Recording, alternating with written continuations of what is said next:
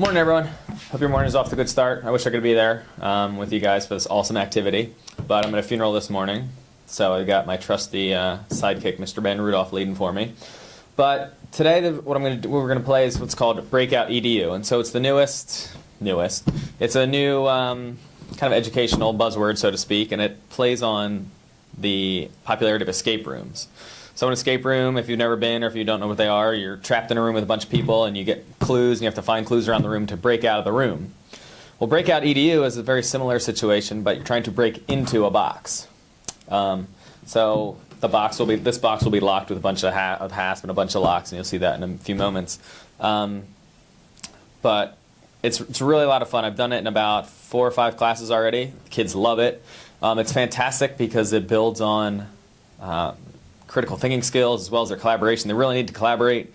We've got 2 or 3 kids working on this clue while 3 or 4 others are working on this clue, and it builds grit. They're not easy. They're hard to break out of. And so I just think it's a great way to build these critical thinking skills in students. So if you're interested in doing one, there's tons and tons and tons of pre-made ones. I have a 6th grader in Mr. Rudolph's class making one right now. They can be linked to content. They can be fun. So however you want. If you're interested, please let me know. I'll be happy to do one with your class.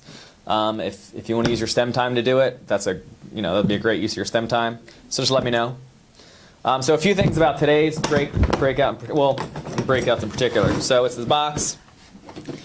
I want to show you. So here's the direction lock. You'll be using this. It's just it's a lock, and you have to put in certain directions in order to get out. The one thing I do want to tell you about this is, let's say you put in a code and you put it in wrong. In order to kind of reset the lock, you just pop down on it twice and it resets. So then you can put in your code again. And then this 4-digit lock, lots of you may have seen it on iPad carts.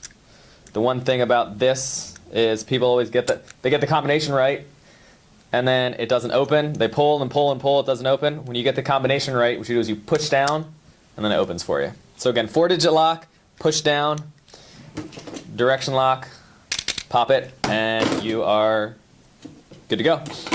So today's game, Back to the Future. Hopefully you remember it, for those of you who are old enough to remember it. You don't need to have seen the movie in order to complete today's breakout, but it doesn't hurt. So I'm going to give you the backstory, and I'm going to let anyone ask Mr. Rudolph any questions you might have, and then it's go time. So this says, please listen closely as time is not on our side. We must act swiftly if we were able to save the clock tower. I'm sorry. Well, let me go back. Back in time. On November 12th, 1955, a bolt of lightning struck the clock tower and rendered it useless. The clock has not worked since that fateful night. Today, October 26, 1985, the clock tower, on Mayor Wilson's initiative, is being scheduled to be replaced with a more modern clock, perhaps even digital. Last night, our Preservation Society offices were broken into and all of our petitions were stolen. We here at the Hill Valley Preservation Society need help to save this treasured piece of history.